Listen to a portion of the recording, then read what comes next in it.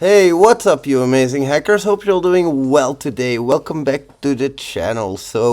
Recently we dove into the numbers of HackerOne. How much do they pay out average per critical vulnerability? How much vulnerabilities were actually paid out? Well, today we're going to dive deeper into the history of HackerOne. How did it all get started? How much funding did they raise? And how did we all end up here? We're going to go in a journey through time, and I hope you'll follow. Because we'll get started with this article about Twitter just creating a program to pay people for finding security vulnerabilities. You might be wondering, well, this article is from 2014. So at the start, everything started with this article, at least that's the one I found first. But if we look at our hacker archives here, we can see that in 2005 we have our first appearance of HackerOne. Now, this is just a site under construction. Somebody probably bought the domain, but this is of course way before HackerOne became what we know today.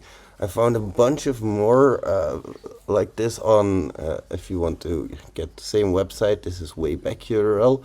But of course, after a little bit, they finally got to 2013, 2014, and then we get a sign-up form and we get the first appearance of that beautiful logo.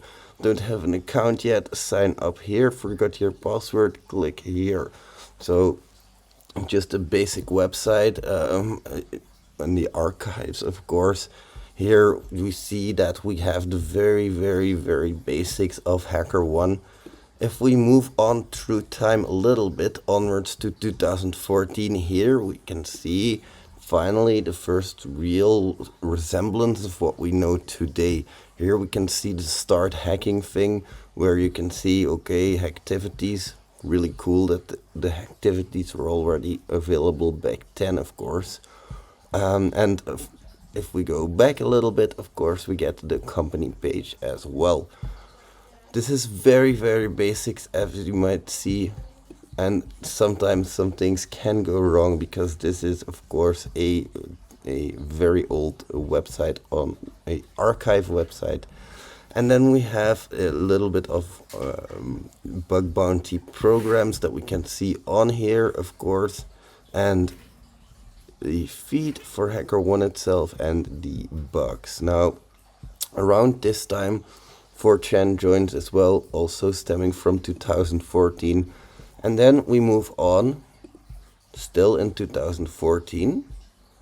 This is the first real article appearing of the company that helped Twitter launch its bug bounty program. So here they talk about HackerOne launching, HackerOne setting up, and HackerOne setting up their bug bounty program for Twitter.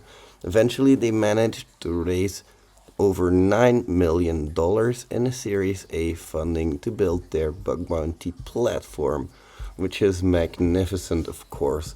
Now, if we go and look a little bit further in the 2014, 2015 field, we're still in 2014, by the way.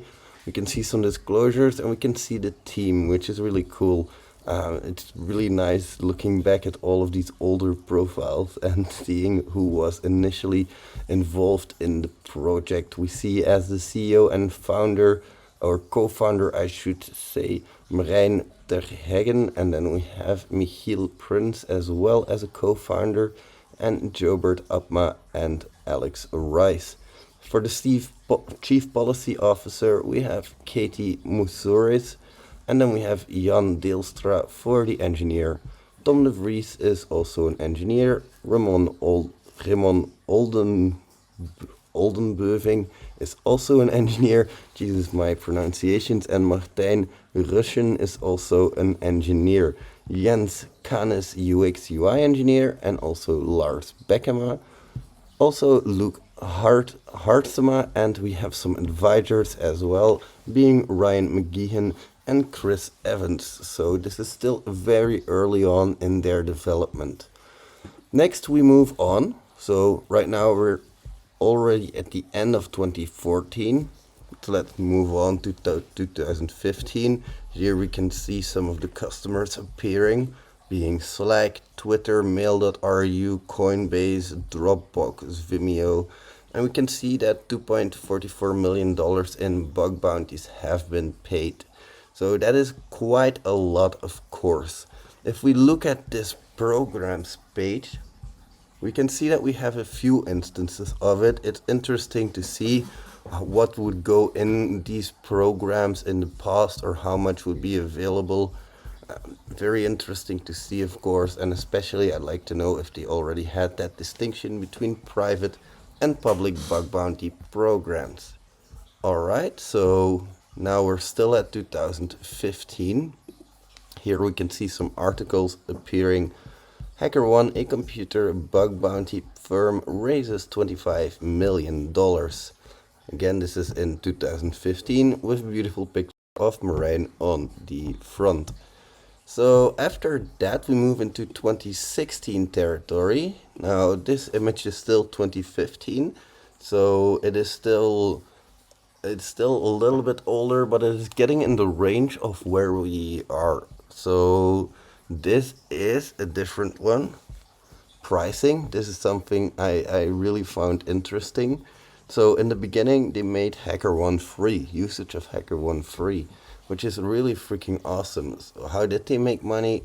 They took a fee apparently. I don't know if they still do it that way, but now we know that back in, this is in 2015, in the middle of it, they had a 20% fee on any reward that was paid out to the hackers. So that's interesting. And then we move on to 2016. This is more the stuff that we're getting to know already, where we have all of their products, we have their resources, some contacts, the directories, some blogs, and some links to try HackerOne. Here we can also see their security inbox, which is like a feature, coordination, which is also a feature of them, together with insights, bug bounty. This is just them explaining a little bit. And then we move on to the articles for 2016, where we find that a lot of programs are starting to join the bug bounty revolution. Now, this is still one from 2015, but we can see in 2016 that a number of other programs are starting to join as well. And also HackerOne launching their free vulnerability coordination maturity model tool. Now this was probably already launched in 2015, but this is a really cool insight in all of the tools that they used to offer. Now the army used to join at this period as well, as we can see around November of 21st in 2016. If we go and look further into our archives, we can see that we're slowly starting to enter 2017 with a much more familiar program that I think a lot of us are familiar with. And I could be wrong, but this guy really looks like Inti from Integrity. I could be wrong again, so correct me if I'm wrong, but these are some really cool flashes back in time into the platform that made it into what we know today. Now, if we go onward to the article list for 2016, or 2017 I should say, we can see that HackerOne raises $40 million in a Series C round funding. We can also see that various different programs are joining our HackerOne as well, with a lot of them being open source. Really freaking awesome. The more open source programs join, the better, of course. And then we have the Tor project launching its first public bug bounty program through HackerOne. Again, more programs joining, and of course a very infamous one that I believe is still up on HackerOne. So while you're yanking the chain, while you're spoiling the sausage, just take a minute to think about all of the potential exploits that are there, and maybe submit one while you're at it, of course with your left hand. Now, thank you very much for watching. I hope you enjoyed this look back through time on our favorite platform HackerOne, and I hope I'll see you in the next one. Bye, amazing hackers. Much love.